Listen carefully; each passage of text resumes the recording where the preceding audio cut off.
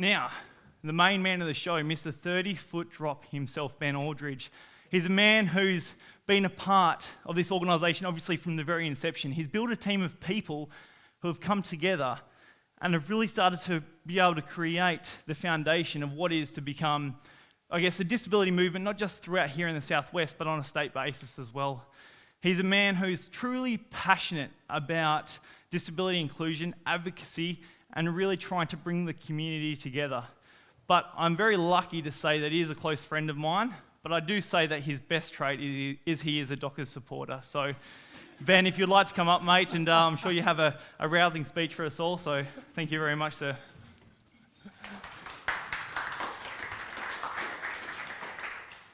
Wow, Mr. 30-foot drop. That is a new one. Thank you. I would like to acknowledge the Wadani Noongar people as the traditional owners of the land upon which we meet today. And I wish to acknowledge traditional owners of the lands that you, the audience who may be live streaming in right now, are watching from. I pay respect to the elders, past, present, and emerging, whilst learning from their ongoing relationship that these custodians have with their land. I want to start off with a little bit of a story. So imagine this. You've just finished a meeting in the middle of the city. Okay, you've travelled up to the Big Smoke, where you've pitched a highly innovative and revolutionary idea.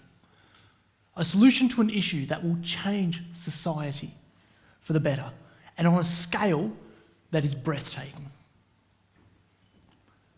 The pitch went well. The people were engaged and intrigued, and you were on cloud 9 because this pitch represents the culmination of 18 months research and development. You go to make your way out of the city, and as you get on the train, you somehow drop your phone.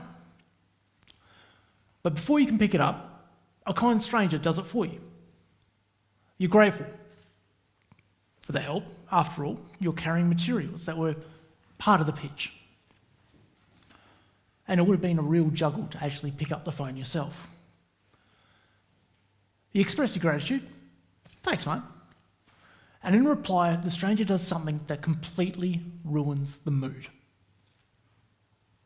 They pat you on the head and condescendingly say, "No problems, champ," before walking off. How would that make you feel? You've just reached the pinnacle of achievement, and not 15 minutes later, you are treated with condescension and pity. Like you are no better than a dog needing to be petted. This is exactly what happened to me about a year ago. And the sad thing is, this interaction happens to me often enough that it rarely takes me by surprise. And the worst thing, I'm not alone.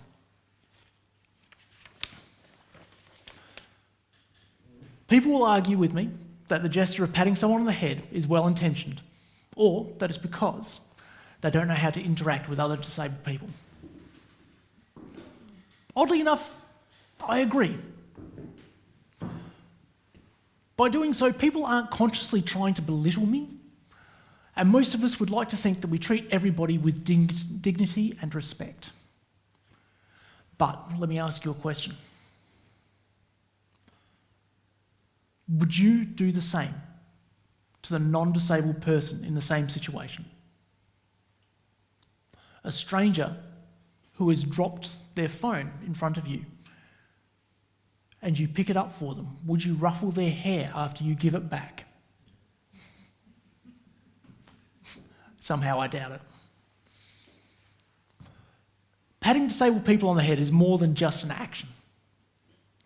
It is a demonstration of your low expectations for us, an example of the unconscious paternalism that leads to us disabled folk getting treated like children. Condescending speech patterns showcase society's assumptions that we have reduced potential, that we are less able and therefore do not deserve to get the same opportunities as others. It also demonstrates that society will not support us to fulfill that potential and that it will unconsciously hold us back. Now, that is a lot of meaning in one small, well-intentioned gesture. But like it or not, this is the truth. We live in a society who routinely treat disabled people with condescension and pity. And it's not the dignity and respect that we would like to imagine that we treat all people with. This is a society that fiercely protects its ability to be condescending and pitying towards disabled people too. Every time we try to change it, we seem to get a backlash towards it. All because they view us as being necessarily and routinely pitiable, a source of inspiration to be used to make themselves feel better. So how can we change these assumptions? How can we challenge the stereotypes and attitudes of society? Where can we start making the change from condescension and to dignity, from pity to respect? Well, the project that we're launching tonight is part of that solution. Empowered leadership focuses on developing the ability of disabled people to affect change in their community. Drawing on the insights of current disabled leaders, the curriculum covers essential topics such as the reality of leadership and the impact of values upon your journey. But what makes this different from other mainstream leadership offerings in WA? How are we actually doing this differently? There are 3 ways. The first way is best summed up with the famous disability activist catch cry: nothing about us without us. No diversity group has ever shifted towards equality without focus on their development, built from within its community. And this is something that the disability community has been lacking here in WA. While many diversity groups have had increasing attention paid to their development, including leadership training and support, disabled people have not. Unlike other diversity groups who have their specialist leadership programs, we are expected to cut it in the mainstream and do so with limited success. Here at 30 Foot Drop, it is our belief that this lack of success is due to society's well-meaning low expectations.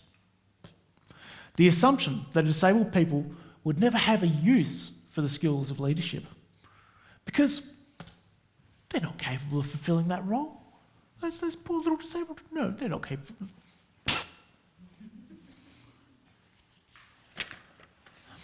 We see it happening throughout all stages of life. Children at primary school who are isolated due to what is seen as problematic behaviours and are unable to develop the social skills or coping mechanisms.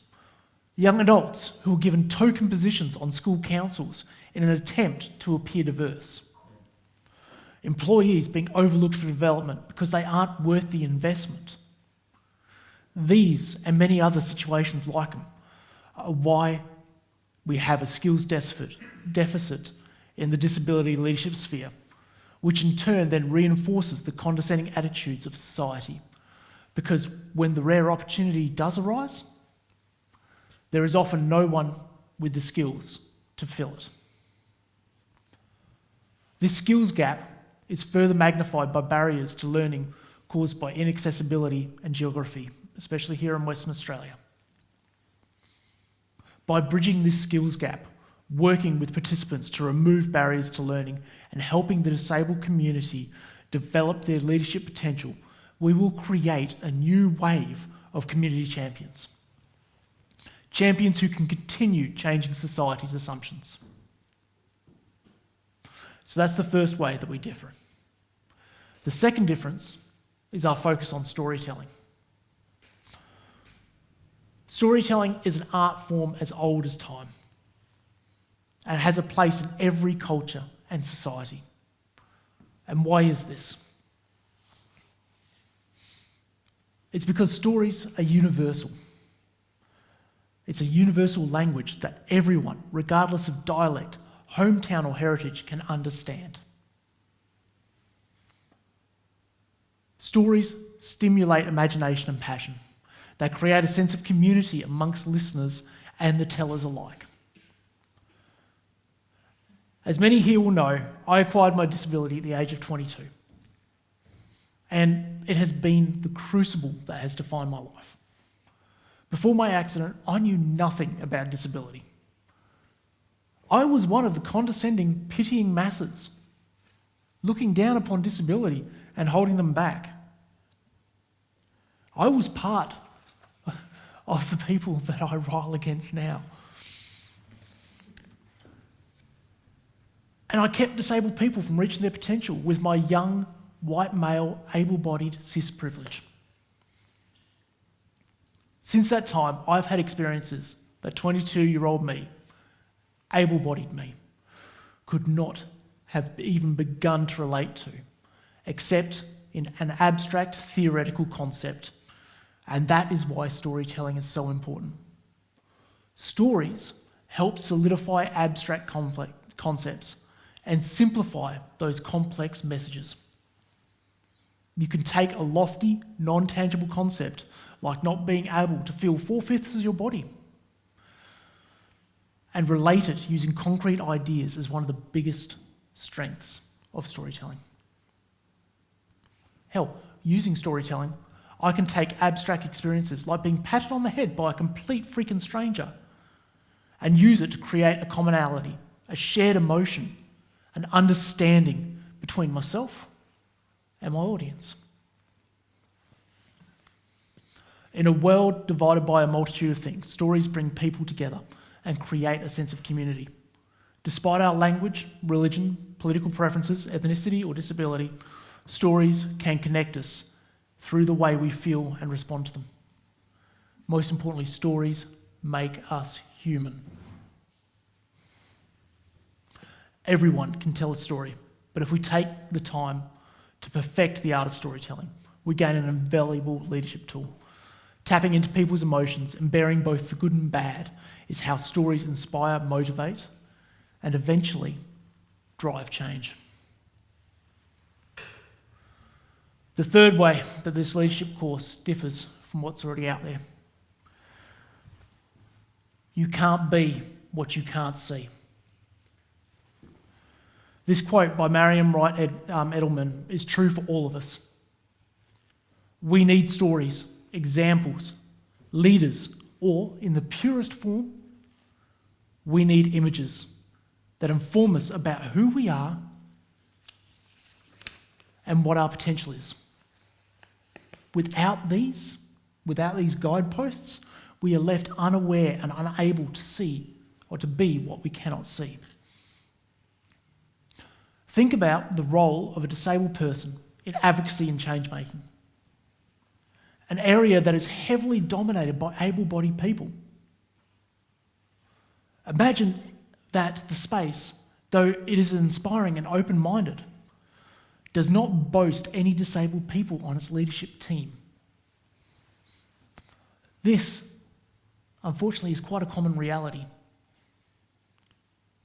What do you think would be the experience of this new change maker? What it might be? One who is hopeful of building a reputation or career. Would they assume that disabled people were rewarded with raises, promotions, and eventually, through the reward of hard work and consistency, a high-profile, integral position in the community? No. Unfortunately, disabled people are left with the inability to assume anything, especially when it comes to a path or a guidepost, especially in environments like the one that I just described. What we can generally assume is that everybody around them will be encouraged and pushed into new roles, and this is not even because of rampant ableism within the actual space itself, but rather that the people around us continue to excel at a greater pace because they've been given this implicit path to walk. They can see where they're going. They can see what is next, the path that they must travel. They see it every day in stories, in examples, and images. But probably one of the most tragic elements of this reality is that disabled people, we're often unaware of the lack of path in front of us. We don't even know that it's missing. And the destructive outcome of this lack of awareness is the unfair belief that our lack of progress is due to our own shortcomings. We believe that we are not going forward because we are not good enough. And that sucks. In order to show a genuine path for future change makers, we sought out the diverse stories and insights of 6 leaders with disability from around Australia and from all sorts of different walks of life. Their contribution to this project has been immeasurable, and I had the honour of interviewing all 6. Once I wrap up here, we'll get the chance to meet them all, and I believe that many of them are streaming in tonight. Please make yourselves known on the chat if you want to. And please know, once again, thank you so much for your insights. It's been amazing.